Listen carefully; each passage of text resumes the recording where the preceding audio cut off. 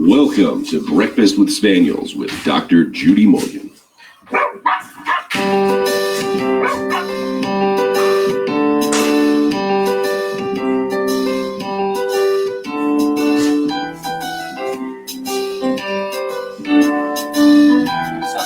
Message.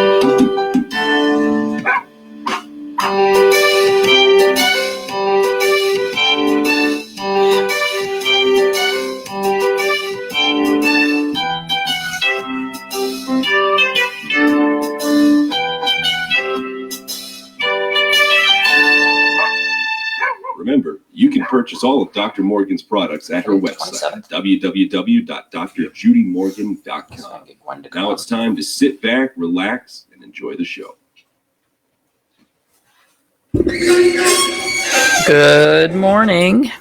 So we're sort of down to baby watch. Due Sunday, this coming Sunday. So 7 days.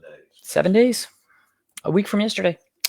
So we shall see. We shall see. I'm going to see if maybe I can get Gwen to come on and show the bump and talk to us this week. So we had a crazy weekend, really a crazy Friday. They're all crazy. I know. 2020, one day of crazy after another. So some of you saw it on my personal page, but Friday night we went upstairs about 8:30 to go to bed, and we heard this loud noise. Now, the last time we heard a really loud noise like that, it was when our ambulance hall blew up. It was Thursday night, and our ambulance hall blew up. That was probably 2 years ago now. And we looked out our window and saw this huge fireball, and it was just explosion after explosion after explosion with oxygen tanks and tires popping. All the ambulances burned up, and the entire ambulance hall burned down.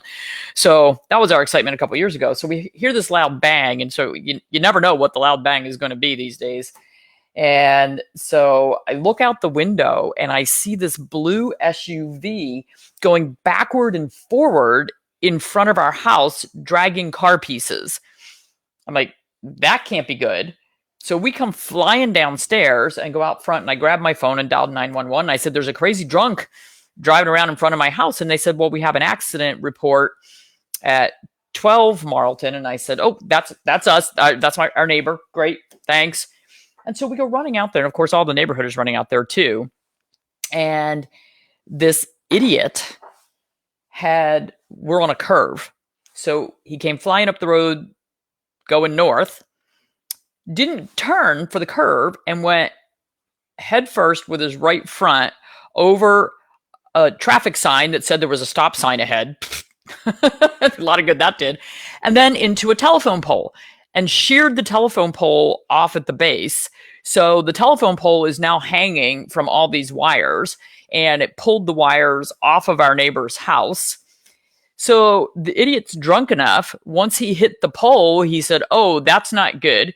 So he puts it in reverse across our neighbor's front yard, barely missed their front light post, but took out their flower bed and mulch everywhere, backed into our flower bed by our front gate, then puts it back in forward, puts it in reverse again. And that's kind of when I saw him backing out into the road in front of our driveway. And then he floors it forward again. Like I guess he thought he was going to escape, except when he floored it forward, he landed against the telephone pole and all the wires, and he was tangled in it.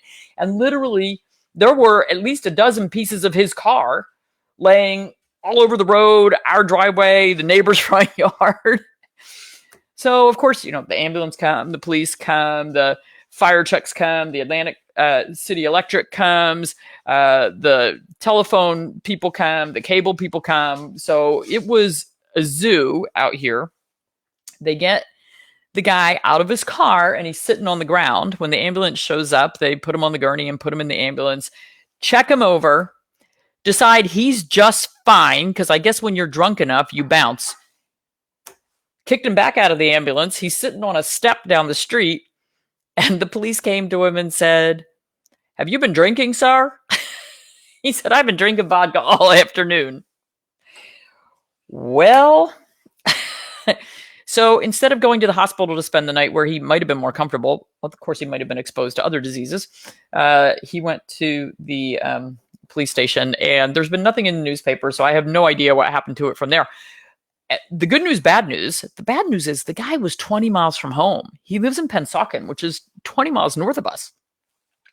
So where had he been drinking? Was he drinking at a friend's house down here? In which case, boy, his friend's kind of liable for letting him get behind the wheel of the car in that kind of shape.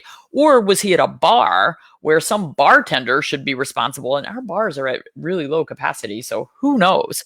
But what was that guy doing behind the wheel of a car? How far had he already driven before he managed to take out our pole? And how was he going to get another 20 miles? The good news is the only person he managed to hurt was himself and his car. He didn't take out anybody else, and he didn't make it to get on the highway, which would have been a couple more miles. And if he had made it to get on the highway, how many people might he have killed? So, total craziness. Now, luckily for us, we have a generator anyway, so it wouldn't have been that big a deal, but it wouldn't have run air conditioning. And it's been like 97 here all week. The transformer on that pole supplies the houses north of us. So we were the last house with electricity. Our poor neighbors, they had nothing because all the wires were ripped off their house. So they went and spent the night at a friend's house and then came back the next day to clean up their front yard. But all the poor people that are north of us on the main street were without power for 20, and across the street were without power for 24 hours in 97-degree heat. That really stinks. And where are you going to go? So anyway, I try to look for the positive in this, which is he didn't hurt anybody else. And we can only hope that he learned a lesson, because I got to believe that's going to cost him a lot of money. His car is totaled. The telephone pole, I'm pretty sure he's going to have to pay for all of that replacement of 3 different utility companies being here. Our taxes take care of it. Oh, our taxes. Don't worry. Our taxes and our electric bills take care of it. Don't worry. Flush with money. Yeah, New Jersey's flush with money. Sure are. So that was our fun for the weekend. And that was part of the reason why we didn't have BWS on Friday morning. The other reason was we had to take my mom's car into the shop. Just getting out of our driveway was, a fun navigation. But I do want to mention one other thing. 2 cases that were in my inbox Friday and Saturday. So 2 days in a row. A big dog, middle age, and a puppy, small dog.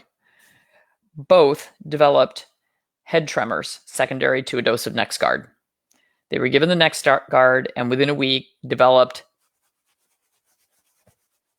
uncontrollable, unstoppable, 24/7.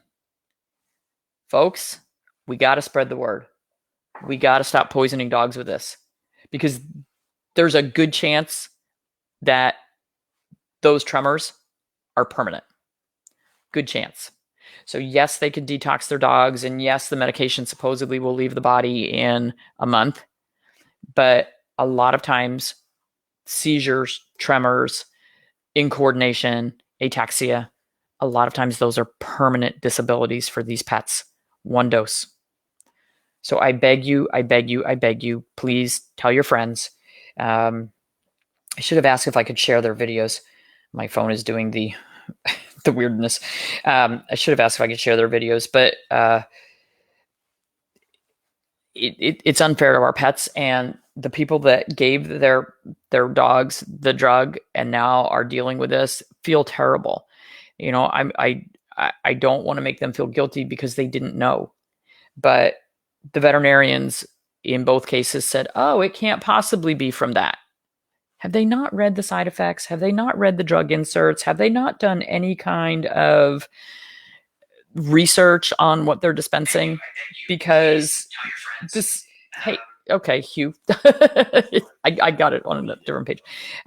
So please, please, please don't berate people. Don't tell them they're stupid. Don't make them feel bad because they just don't know. But they need to research any medications that they're giving their pets, any medications. Somebody else emailed me about Adequan and said, have you heard of Adequan causing cancer? And she was on a page where everybody was talking about Adequan causing cancer. Well, they had actually confused Adequan and Apoquel. Two very, very, very different drugs. Apoquel, cancer. Adequan, pretty good for a lot of dogs with arthritis and cats and horses. So, okay. I got to go to work today. I got lots of stuff to do today.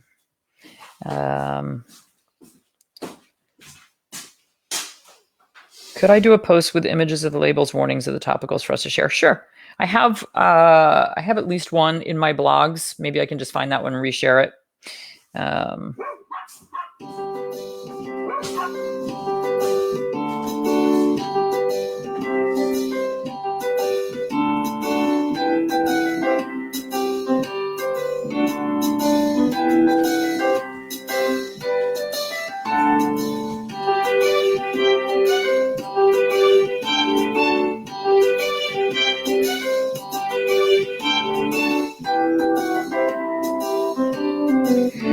Do I think what is labeled fly catchers is due to NexGard multiple doses? Absolutely could be.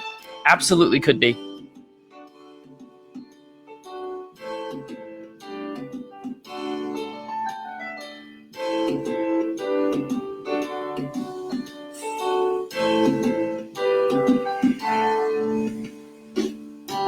Your old vet got mad at you for saying no to NexGard. Just say no.